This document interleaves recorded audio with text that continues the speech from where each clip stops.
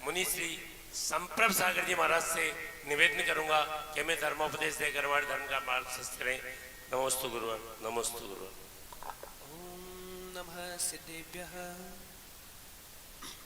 नमो अरिहंताणं, नमो सिद्धाणं, नमो आयरीयाणं, नमो वज्रायाणं, नमो लोए सवसाहुणं। चलो पंच परमेश्वर भगवान की, नेमिनाथ भगवान की, महावीर भगवान की, मुनि कुंजर ज्येष्ठ आचार्य गुरुवर आदि सागर जी महाराज की, तीर्थ भक्ति शिरोमणि आचार्य श्री महावीर कीर्ति जी महाराज की, वात्सल्य रत्नाकर आचार्य श्री स्टडीमल सागर जी महाराज की, परम पूज्य तपे सम्राट महातपो मार्तंड आचार्य भगवान सनमति सागर जी महाराज की। ज्योति स्वरूप तव तेज प्रवर्धमान, यज्ञान भासित जगत्रय दिव्यमान, आचार्य वाणी कुशलो बहुभाषि विज्ञ, वंदे सदा परमधीर सुनील सिंधु, वंदे सदा परमधीर सुनील सिंधु। चलो परम पूज्य चतुर्थ पट्टाधारी आचार्य भगवान 660 सुनील सागर जी गुरुदेव की। एक बार एक नगर का सम्राट, उसके पास बहुत सारा वैभव था, बहुत सारा धन था, लेकिन उसके पास सिर्फ कमी थी एकमात्र, उसके पास आंख नहीं थी। उसने सारे धन वैभव तो था उसके पास, लेकिन उस धन वैभव को वो देख नहीं पाता, उसके पास आंख नहीं थी। एक दिन वह महल में अपने मित्रों के साथ बैठा हुआ था, अचानक उस महल में आग लग गई। तो जिसके पास आंख थी सभी मित्र उसको, आग को देखकर सभी उसको छोड़कर भाग गए, क्योंकि मुसीबत आती है तो कोई साथ नहीं दे पाता है। तो जिसके पास आंख थी, जिसके वो सारे भाग गए, और वह राजा उसके पास आंख नहीं थी तो वहीं पर घूमता रहा। वह हाथ से छूता रहा, कहां पे गेट है, कहां पे गेट है। उस महल में बहुत सारे दरवाजे थे, सारे दरवाजे बंद थे, मात्र एक दरवाजा खुला था। तो वो दरवाजों को छूता गया, सारे बंद मिले, और जैसे ही खुला दरवाजा आया उसने हाथ लगाया, उसको एकदम से क्या हुआ, हाथों में खुजली आने लग गई। तो वो हाथों को खुजालते वापिस आगे निकल गया। फिर वो ढूंढता गया, उसको नहीं मिला। हमारे साथ भी जीवन में ऐसा ही होता है कि हम लोग संसार रूपी महल में भ्रमण तो कर रहे हैं, लेकिन मोह की आग लगी हुई है, विषय वासनाओं की लपटें पड़ी हुई है, लेकिन अवसर है, ये द्वार खुला है, तो इस द्वार पे किसी हठाग्र की खुजाल ना करते हुए मात्र पीछे कमंडलधारी मुनिराजों का दर्शन करके और उनका सानिध्य पाकर अपने जीवन का भी उद्धार करना चाहिए। क्योंकि ऐसे आचार्य इतनी बड़ी समाज में रहते हुए भी अपने सबको संभालते, सब शिष्यों को संभालते हुए भी, सारी समाज को संभालते हुए भी, और आचार्य आदि सागर अंकलिकर परंपरा के चतुर्थ पट्टाधीश है, मतलब आज इस परंपरा के 1000 साधु है, उन 1000 साधु में मेन आचार्य जो परंपरा के कहलाते वो आचार्य सुनील सागर जी गुरुदेव कहलाते। इन सबको संभालते हुए भी वो अपने में रहते हैं। एक बार दिल्ली में बाहुबली अंकली में स्वाध्याय चल रहा था, और उस स्वाध्याय के बीच में एक व्यक्ति आया और उसने 4-5 नारियल चढ़ाए। वो नारियल एक डाली से पूरे लगे हुए थे, वो डाली पे लटके हुए 4-5 नारियल थे, वो नारियल चढ़ाए, और आचार्य श्री उस पर दृष्टि गई। अब देखना कि कैसे वो बाहर देखते हुए भी भीतर देखते हैं। उस नारियल पर उनकी दृष्टि गई, और उस समय स्वाध्याय में चल रहा था 12 भावनाओं का। तो उसमें आचार्य भगवान बोलते हैं कि देखो, अपना सौभाग्य है कि अपन इस काल में अपन मनुष्य जन्म अपन ने पाया है। और आचार्य जी बोलते हैं जैसे वो डाली में इतने सारे नारियल लगे, 5 नारियल लगे, उस डाली के अंदर 50 से ज्यादा मुंह है, मतलब उस डाली में 50 नारियल लग सकते हैं, लेकिन उन 50 नारियलों में से 50 जगहों में से सिर्फ 3-4 नारियलों की योग्यता थी, तो वो नारियल क्या बोलते उसमें से निकल के आए हैं। तो अपना भी सौभाग्य है कि इतने जीव कई गतियों में भटक रहे हैं, लेकिन अपना सौभाग्य है कि अपन जैन धर्म पाया है। ऐसे बाहर देखते हुए भी निज में रहने वाले परम पूज्य आचार्य सुनील सागर जी गुरुदेव। कल हमने महावीर जयंती मनाई, इतिहास रूप से आचार्य भगवान का दीक्षा दिवस मनाया। कल भगवान महावीर स्वामी का जन्म हुआ था, और आदि पुराण में कहा है, मुनिराज को द्विज कहा है। द्विज का अर्थ होता है कि जो व्यक्ति साधु बनता है उसका दूसरा जन्म होता है। तो कल महावीर भगवान का जन्म कल्याणक था और आचार्य भगवान का मुनि रूप में जन्म नया हुआ था तपस्वी सम्राट के कर कमलों से।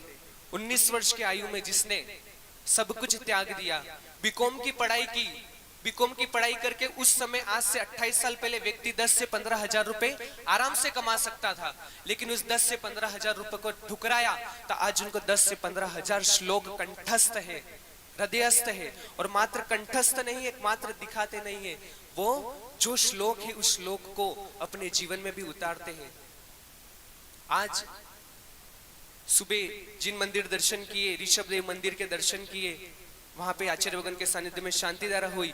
उसके पश्चात आगे चंद्रप्रभु जिनालय में गए और वहां पर जो चतुर्मास में बाहुबली भगवान की वेदी का कार्य चल रहा था, उस वेदी का आज शुभ दिन था कि आचार्य भगवान के कर कमलों से उस वेदी की शुद्धि हुई, प्रतिमा की शुद्धि हुई, प्रतिमा पे वापिस सूर्य मंत्र देकर उसको प्रतिष्ठित कर दिया और आज आचार्य भगवान के सानिध्य में प्रतिमा पूजनीय हो गई। जब एक सच्चे साधु, सच्चे संत अगर किसी प्रतिमा को सूर्य मंत्र देते हैं, तपस्वी होते हैं, तो वो उनकी तपस्या जो सूर्य मंत्र उस प्रतिमा को दिया जाता है तो प्रतिमा अपने आप में एक अतिशयकारी बन जाती है। आचार्य श्री ने 50 से ज्यादा पंच कल्याणक करा दिए। अभी वापिस वागड़ मेवाड़ की ओर जाए तो 10 से 15 पंच कल्याणक पेंडिंग है। मंदिर बन गए, महाराज जी भी उधर बहुत सारे, लेकिन भावना एक ही है कि अगर पंच कल्याणक कराएंगे तो आचार्य सुनील सागर जी महाराज जी से कराएंगे। वागड़ वालों में एक और टैलेंट है, ये सब लोग बैठे हैं वागड़ के, विशाल जी कराड़े, प्रकाश जी कराड़े, परिवार पूरा, प्रेरणा जी सा सागवाड़ा से सभी लोग बैठे हैं। वो क्या करते हैं, जैसे चतुर्मास जुलाई में आना है तो वो जून के आसपास कोई पंच कल्याणक लेके आ जाएंगे कि आचार्य जी हमको पंच कल्याणक कराना है। अब पंच कल्याणक की प्रभु की महिमा होनी है तो आचार्य भगवान उस पंच कल्याणक को करा देते हैं।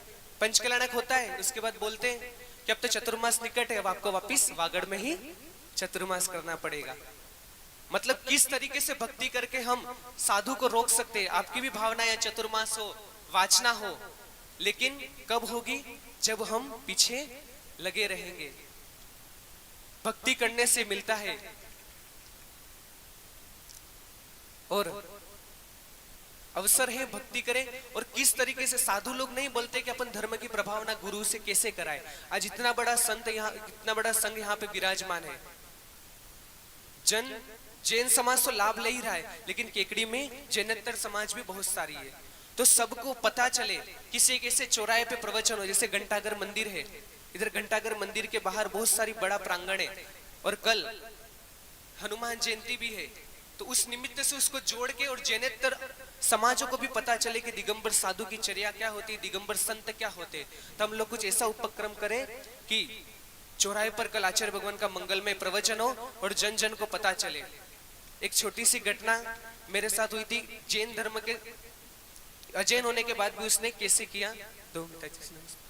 एक मैं किसी कारणवश अहमदाबाद गया था और वहां पे कुछ मेरे को दीक्षा में गिफ्ट, दीक्षा का समय था, गिफ्ट देने के लिए मेरे को कुछ सामान खरीदना था। तो मैं एक शॉप पे गया, उस शॉप पे मैंने बोला कि मुझे कुछ ऐसी प्लेट खरीदनी है। तो उसने मेरे को बोला कि किस उपलक्ष्य में खरीदनी है। तो मैं बोला मेरे से दीक्षा है तो उसमें किसी को भेंट करने के लिए। तो उसने बोला कि दीक्षा क्या होता है। तो फिर मैंने उसको पूरा बताया कि जैन साधु ऐसे होते हैं, ऐसी चर्या करते हैं। उसके बाद फिर उसने मेरे को कहा ठीक है, ये चीज तो मेरी शॉप पे नहीं है, चलो मैं आपको दिलवाता हूँ। वो मुझे साथ में लेके गया, दूसरी शॉप पे अपनी गाड़ी से लेके गया, दूसरी शॉप पे ले गया, वहां से मुझे उसने प्लेट दिलवाई। फिर मैंने उसको पूछा इसके कितने पैसे होंगे, आप लो तो सही।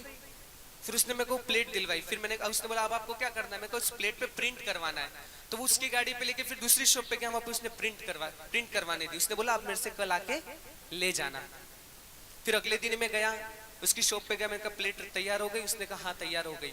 फिर उसने पूछा कि आप दीक्षा कहाँ पे ले रहे हो, कौन से महाराज जी से ले रहे हो। तो मैंने कहा मैं आचार्य सुनील सागर जी महाराज जी से दीक्षा ले रहा हूँ।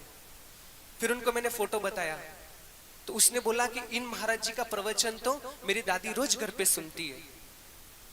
जैन नहीं है वो, सोनिया ब्राह्मण समाज, तीन दादी, ये मेरी दादी इनके प्रवचन रोज सुनती है और उनके प्रवचन सुनने से हमारे घर में खुशी आली है।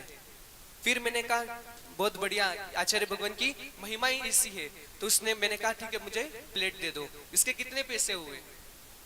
तो उसने कहा कि 20,000 रुपए हुए ऐसा। मैंने कहा ठीक है। फिर मैं उसको पैसे दिए, उसने कहा मेरे को पैसे नहीं चाहिए।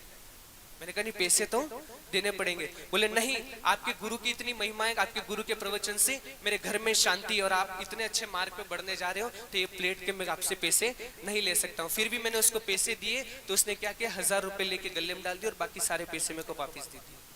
तो इसलिए अजैन लोगों को भी पता चले कि जैन धर्म क्या है। और कल हम ऐसा कार्य